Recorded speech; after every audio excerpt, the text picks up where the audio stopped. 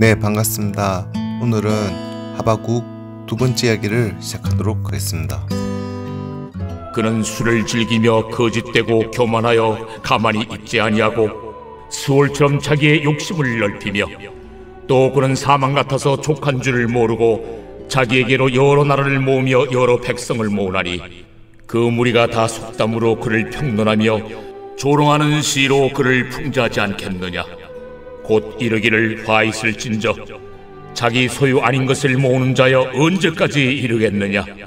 볼모 잡은 것으로 무겁게 짐진 자여 너를 억누를 자들이 갑자기 일어나지 않겠느냐.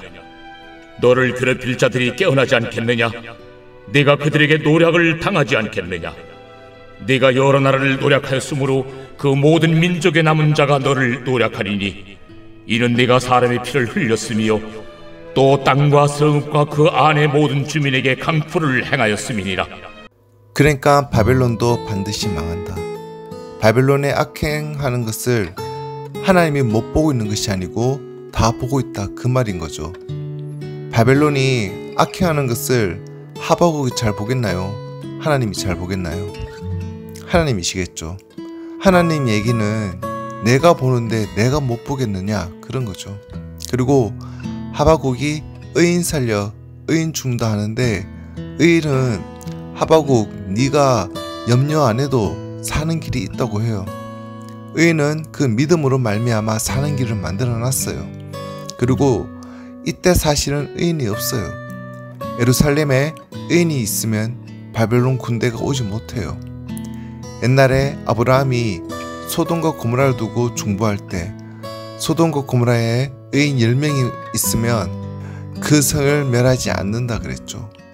여기도 그때보다 훨씬 돼가지고 에르미야에게 하나님이 말씀하시기를 그래, 너 빨리 예루살렘 그 넓은 거리를 빨리 왕래하면서 부지런히 찾아가지고 공의를 행하며 진리를 구하는 자 딱 한 사람만 찾아오라고 해요.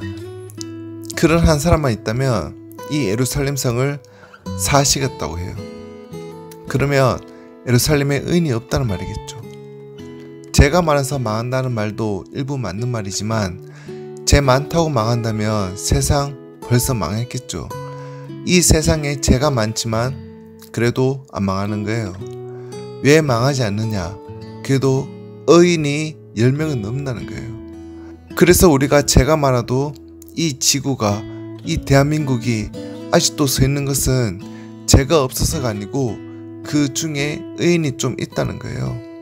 그래서 악인을 다 진멸하려고 하지만 악인 진멸하다가 바라지 뽑다가 곡식까지 뽑을까봐 봐준 것 뿐이에요. 그런데 예루살렘에는 사실 의인이 하나도 없는 거죠. 이것은 에레미야서를 읽어보면 예루살렘에 정말 의인이 하나도 없었구나 라고 알게 돼요. 하나도 없는데 하박국이 의인 죽는다고 악인의 의인을 에워싼다고 하니까 하나님이 볼 때는 의인? 이 사람아, 거기에 의인이 어딨어 하는 거죠. 하박국 자기 생각으로 바빌론은 악하고 예루살렘은 의로운데 악한 바빌론이 의로운 예루살렘을 에워쌌다. 아마 하나님이 바쁘셔서 못 챙기신 것 같은데 하나님께 일러 바치면 하나님께서 내가 손 봐줄게, 염려하지 마라 이렇게 할 줄 알았는데 오히려 그 바벨론 내가 보냈어 라고 하니까 하박국이 할 말이 없는 거예요. 그래서 의인이 없다고 하니까 하박국이 정말 없으니까 정말 없다. 하나도 없습니까? 하나도 없다. 바벨론에 에워싸도 막아낼 수 없겠네요. 막을 수 없다. 피할 수도 없습니까? 피할 수 없다. 우리는 죽어야 됩니까? 그래, 죽어야 된다. 그렇게 응답이 끝났어요. 칼과 기근과 연병에 다 죽는데 유일하게 사는 길 하나 만들어 놨어요. 유일하게 사는 길 하나가 있는데 그것은 에레미야 말을 들어보면 돼요. 에레미야 말이 바벨론 왕 느부갓네살 왕이 오거든 대항하지 말고 항복해서 거기 포로 잡혀가는 게 사는 길이라고 해요. 이것이 에레미야가 40년 동안 외친 메시지예요. 이 땅에 남아있기로 고집하는 사람은 칼과 기근과 연병에 다 죽을 것이고 바벨론에 포로 잡혀 가는 사람들은 자기 생명을 얻게 될 것이다. 이게 줄기차게 에레미야가 주장하는 거였어요. 어때요? 그 당시 사람들이 믿기 쉬웠을까요? 믿기 어려웠을까요? 상당히 어렵죠. 그래서 생명으로 인도하는 길은 좁고 협착해요. 에레미야 말이 전혀 그 당시에 감동을 못 주는 거예요. 바빌론에 물먹은 놈이다. 저거 바빌론 앞잡이다. 우리 백성의 손을 약하게 한다 하면서 에레미야를 진흙구덩이에 쳐박고 돌로 치고 이렇게 한 거예요. 바벨론에 잡혀가는 길만 사는 길이고 그 땅에 남아있기로 고집하는 사람은 칼과 기근과 연병에 다 죽는다. 하박국이 거기까지 듣고 나니까 정말 바들바들 떨리는 거예요. 자기는 하나님께 일러 바치면 미안하다, 내가 미처 못 챙겼다, 하나님께서 그렇게 나올 줄 알았는데 전혀 아니거든요. 그러니까 우리 생각 가지고 막 하나님께 보채봐야 아무것도 안 된다는 거예요. 내 생각은 내 생각과 다르며 내 길은 내 길과 다르다는 거예요. 그래서 거기까지 듣던 하박국이 재앙을 피할 수도 없고 막을 수도 없고 돌이킬 수도 없다는 사실을 알게 돼요. 그래서 하박국 선지자가 쭉 듣고 나더니 3장 16절에 내가 들었으므로 내 창자가 흔들렸고 그 목소리로 말미암아 내 입술이 떨렸도다. 무리가 우리를 치러 올라오는 환난 날을 내가 기다림으로 썩이는 것이 내 뼈에 들어왔으며 내 몸은 내 처소에서 떨리는도다. 정말 아무 희망도 없고 아무 돌이킬 수 없고 피할 수도 없고 막을 수도 없는 그런 멸망이 자기에게 올라오는 날짜만 헤아리고 있다면 참 기가 막히죠.